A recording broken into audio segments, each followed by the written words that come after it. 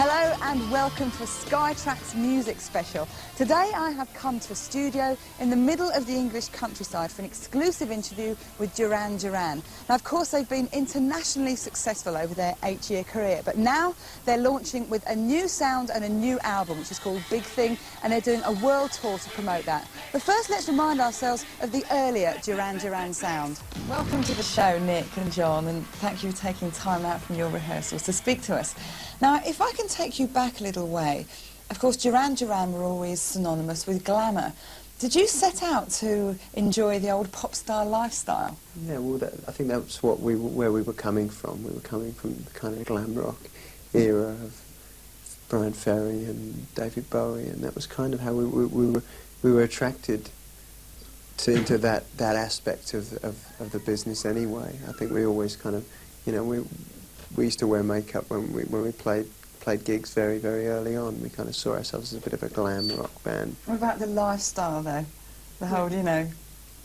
Style, I mean, we spent most of our time... See, I think people have a very bad misconception of Duran Duran from that period of what we were doing. I mean, you know, most of our time, as it is now, is spent actually slaving away in recording studios or touring, playing gigs and moving to different cities every day, when basically what you see is the hotel rooms. We just chose slightly more exotic cities than most people to record and make videos in. You know? Yeah.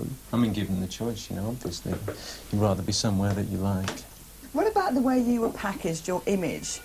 On retrospect, do you have any feelings about that? Never really been packaged. I hate that word. I think, you know, whatever we've done has always been our choice. Sure, you can look back at pictures of yourself when you're 18 years old and say, not so sure about that shirt I was wearing, could have been a nicer colour. But, you know, I don't think things like that are to be taken too seriously.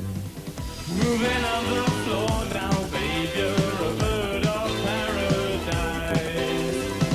Cherry ice cream smile, I suppose it's very nice. With a step to your left and a flick to the right, you catch that mirror way out west. You know you're something special and you look like you're the best. Her name is Rio and she dances on the sand, just like that river twisting through a dusty land. And when she shines, she really shows you all she can. Oh, Rio, Rio, dance across the Rio Grande.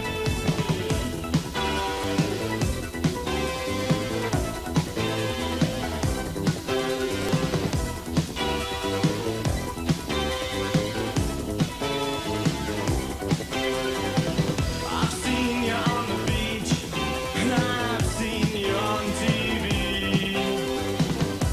To all the billion stars, it means so much to me, like a birthday or a pretty view. But then I'm sure that you know it's just for you.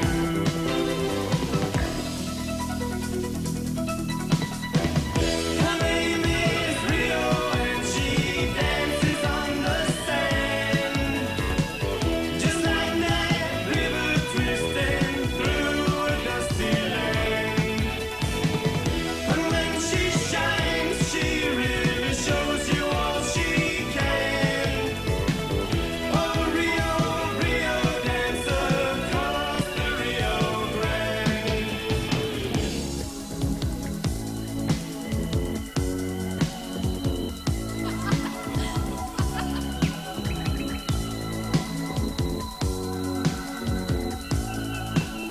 Tell me about Arcadia and the power station. Was that period necessary for you to re-emerge as Duran Duran? I think maybe, as far as the power station is concerned, possibly Andy felt that way. I didn't really. I just fancied the idea of going off and making a record with Chic's rhythm section and having Robert sing on a few songs too.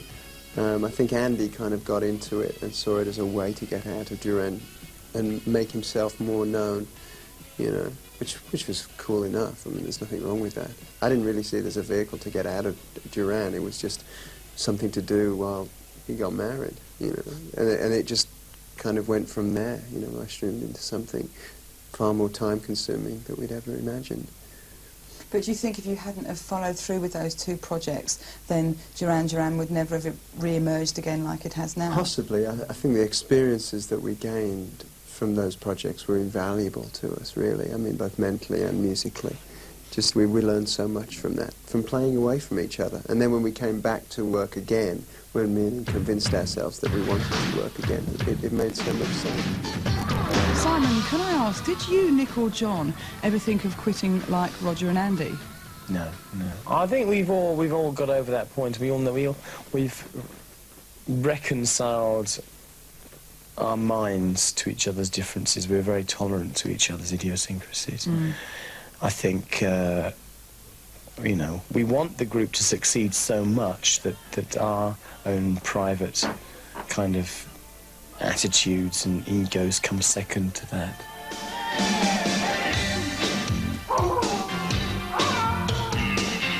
Vengo de la tierra del fuego. Ten cuidado cuando llamas mi nombre. I could feel the breeze blowing change, blowing through my doorway, warm and restless just to see you walk by. Inside a smoky hole, a circle drawn, and voices call to raise some magic wind in my world. Coincidence each time you look my way. The sinking feeling scares me, though my weakness call it deja vu. Never put my trust in fate. Surprises do arrive so late.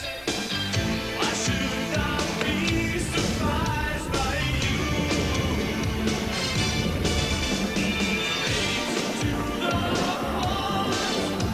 Strange moment is precious shining. How do you dare step into my flame?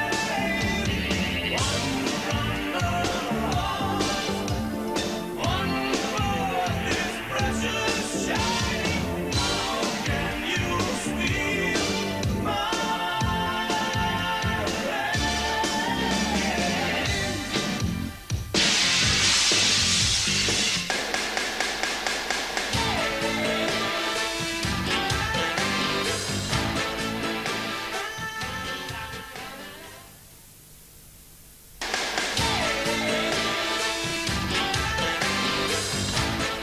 The Notorious album.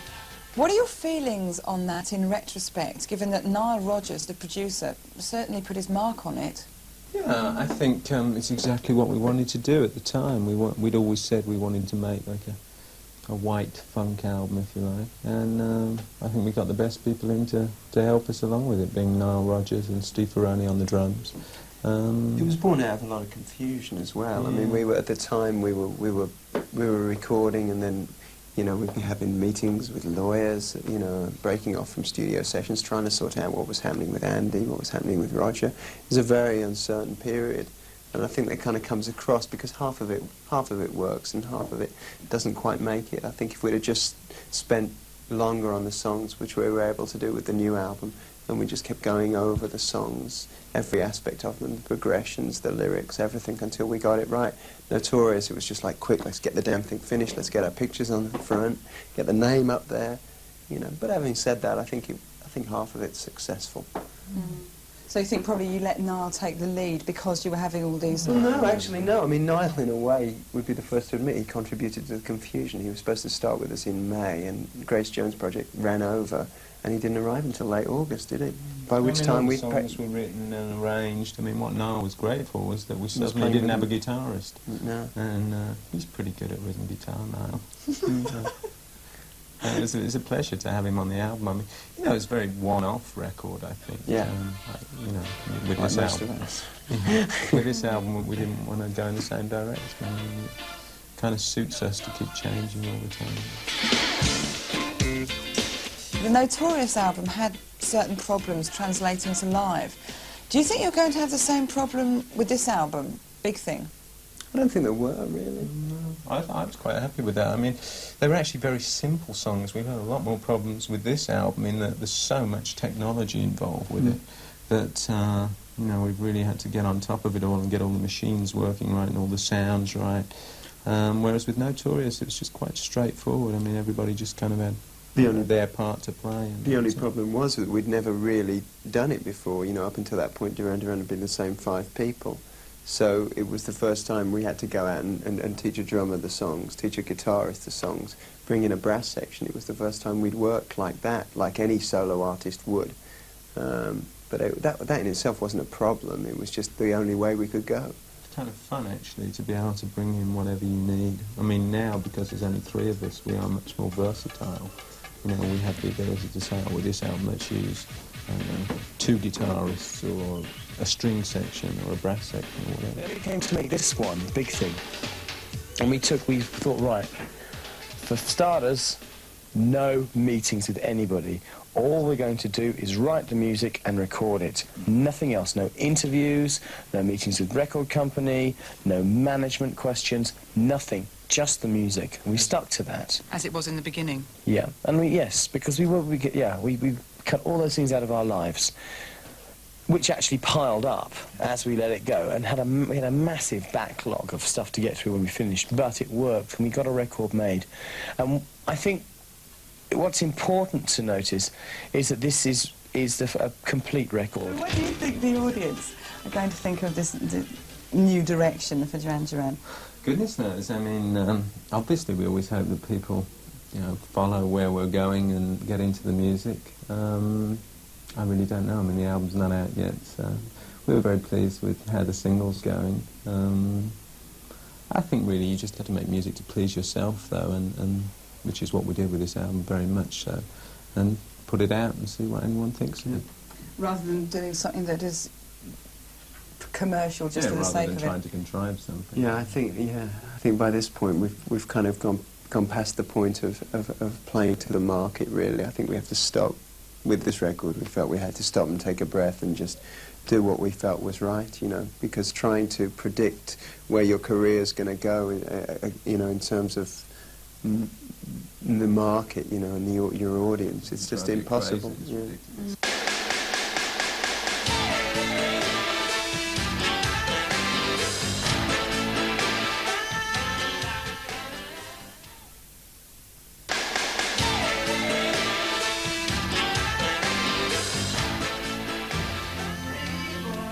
Well, as you can hear, we're backstage at the studio now because the lads have had to go off and rehearse. Now, of course, they've got a new album coming out very soon called Big Thing, which is why they're touring to promote it. It's going to be a massive tour. From the beginning of the last chorus of the reflex.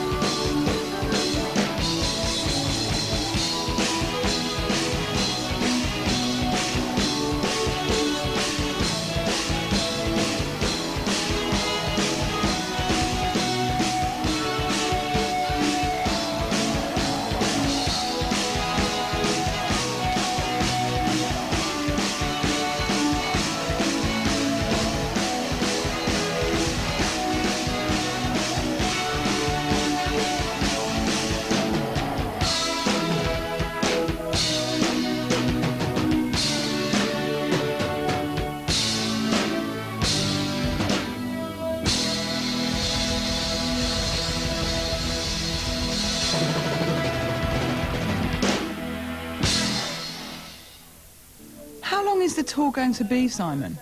Well, obviously, in this stage of the game, the longer the tour is, the better, because it means you're selling tickets, you're selling records, and people want to see you. We hope it'll go on through March. Through March, yes. Yes, it's a big tour. I mean, we're starting, like I said, we're starting in America for 2 weeks, warm-up shows, small, secret gigs, no more than 5,000 seaters, the largest. No seats, actually. 5,000 standing people. We don't like playing to velvet. Oh, yeah, it's awful. And we're actually going to play a car park in Los Angeles and a few interesting things like that. We're going to travel on a bus so that we get the band to really get on each other's nerves and break down all the barriers.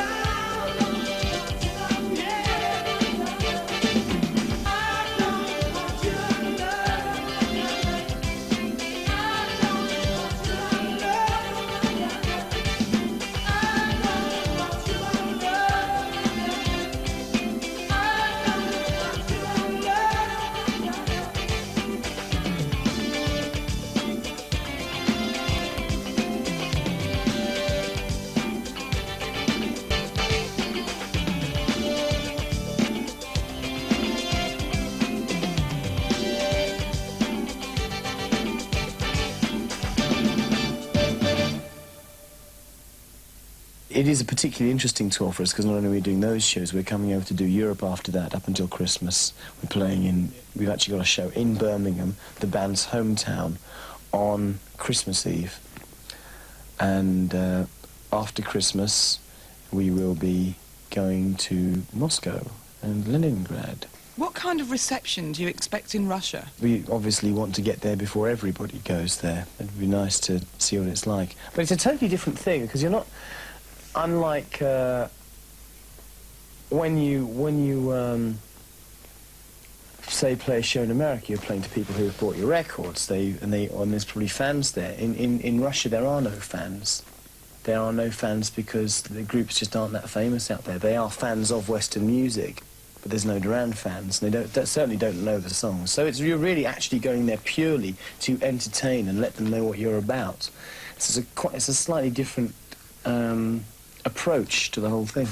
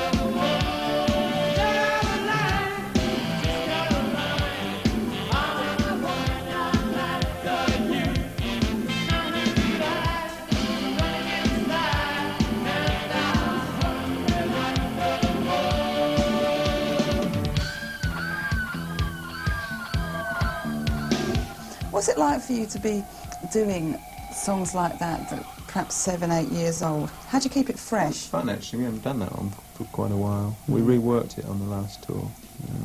So sometimes you just have to try and, I think, I found with the rhythm section a lot anyway, is that when you might want to just bring it up to date a little bit.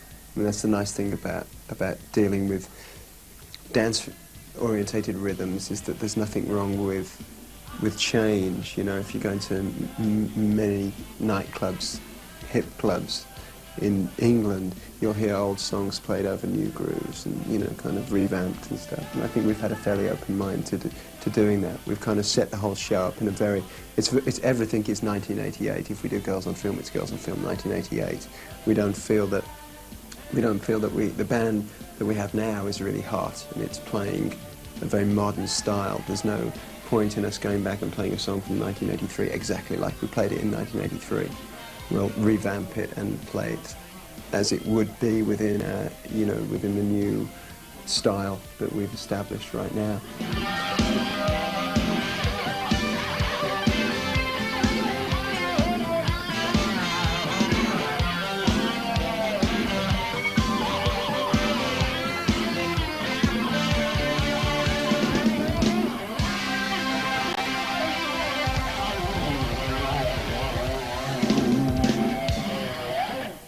Duran Duran have been on fame's roller coaster now for 8 years. Has that changed your attitude to life? Well, we don't know what our attitude would have been like had we not been on Fame's roller coaster. I mean, obviously, one's different than one was 8 years ago, but, you know, that's just growing up. That's, you know, it's difficult to say what, you know, what change is because of Fame's roller coaster and what it's just because of getting old, you know.